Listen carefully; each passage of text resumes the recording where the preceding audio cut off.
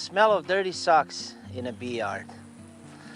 I love it. So it means that bees are still bringing in something inside the hive, and they're curing the goldenrod. And you can see a lot of bees on aster.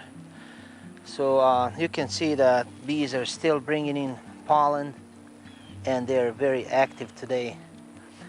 It is the first week of October. Things are really quieting down. Fall is in full swing. Cold nights are coming. This is actually the last day that we have 70+ weather. It's beautiful today, but tomorrow is supposed to be around upper 50s. So low 60s are in the forecast for the whole next week. It's windy and bees are flying everywhere, and I enjoy it. Hopefully we prepared our bees for the winter. First week of August we removed all the honey. Bees are treated for varroa mites.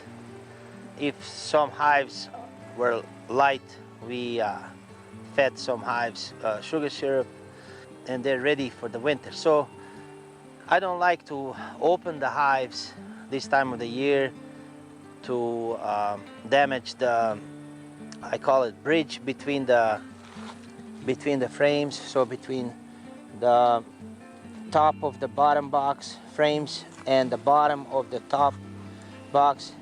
So they build between those two frames. They cover it with wax, and so they can easily cross that and avoid the dead space between the frames. So in this time of the year, when you remove the frames, you crack, you break that wax, and they have to reseal that again. So that's why I try to leave them alone. I don't like to remove frames, but for just demonstration purpose, today we're gonna go through the hive and see the food positioning, and if they have honey domes above their nests, above their clusters, how does the food look like, and in the hive, in general, how does it look like.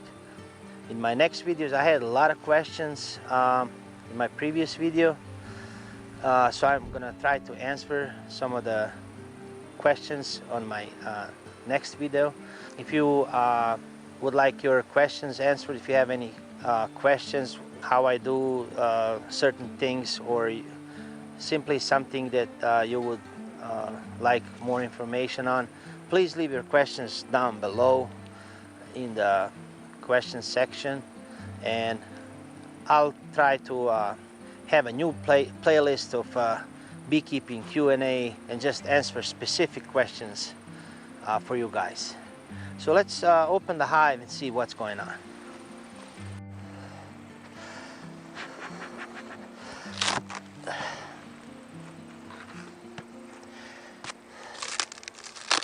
See, so you can see when you lift this, you can see that they sealed all this with propolis, all these edges, and on top of the frames.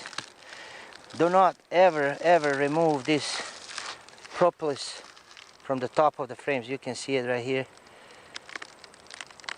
That's like their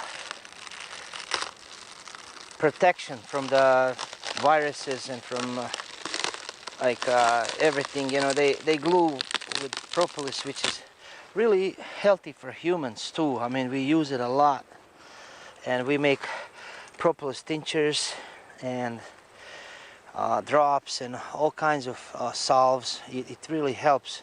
And you can check like medicinal properties of propolis. It's another product that if you're not using, you should definitely think about adding to your one of your products, either for you to use it as a beekeeper or to sell it to your customers. It's like you can see it like a bee glue. They glue everything with it, and I don't ever want to remove this from top of the frames in this time of the year. I like to leave this for them.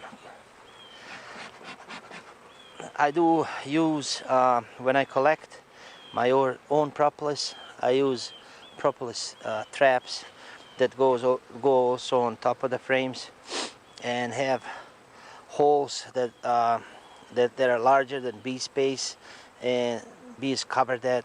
And I remove the traps, put it in freezer, and that propolis hardens like candy, so you can remove it easier. But this stuff, leave it for bees.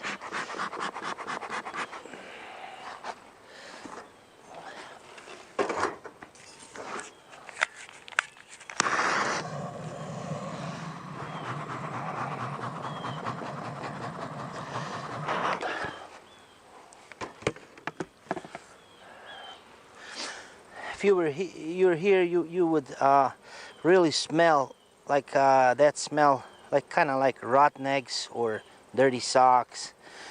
It's kind of that aster and goldenrod, you know, curing. So that's their last nectar they're gonna get. And also they got pollen. You can still see on their legs that they're bringing in pollen. Like I said, I don't really like removing the frames, and we're not gonna go through the hive, you know, to check everything. Just want to give you an idea how they look like this time of the year. And you can see on this frame, like very, very heavy frame, full. And you can smell it. I wish you can smell it. It's like a full of capped honey and nectar that are curing. So every single frame is full. See, this one is full. And when we go this way, this one is also full. See, here we used to have brood right here, but now queen is reducing her laying, and now we have nectar. You see that the nectar right here. It's all nectar, and they are gonna cap it. That's why we can smell this smell, because they're curing this nectar. So this is how bees should look like right now in October. If you don't see this, it means that you didn't do something right. And what we don't do right in August and September, we can still correct now. You see, this also was brood, and now it's full on nectar. Full on nectar and capped. We can still do some minor corrections right now, but it's more, I mean, it's almost kind of late, you know. If you try to do like your varroa mite treatments, feeding, you know, you should be done with feeding right now.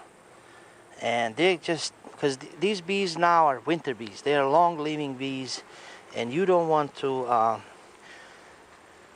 you want to do everything with summer bees, you know, treat them and have them cure that, bring that nectar, convert that sugar water into, you know, whatever, you know, to the food that they're using.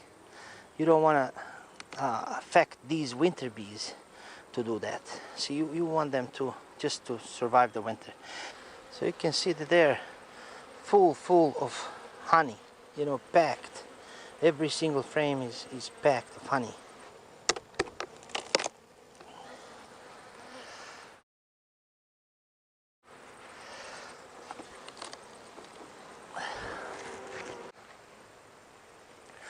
So let's check the bottom box and see what's going on the bottom.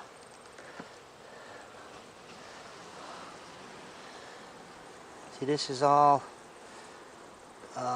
pollen. We have pollen. It's like whole frame of pollen and a little bit of honey. It's our second frame. On our first frame, it's very, very heavy, full of pollen and honey.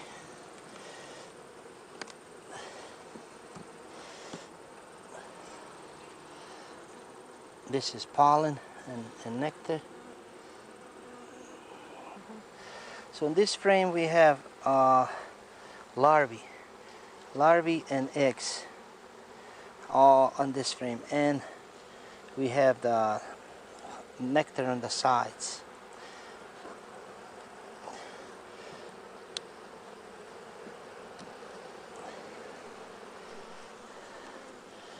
You can see the queen is really reducing her laying.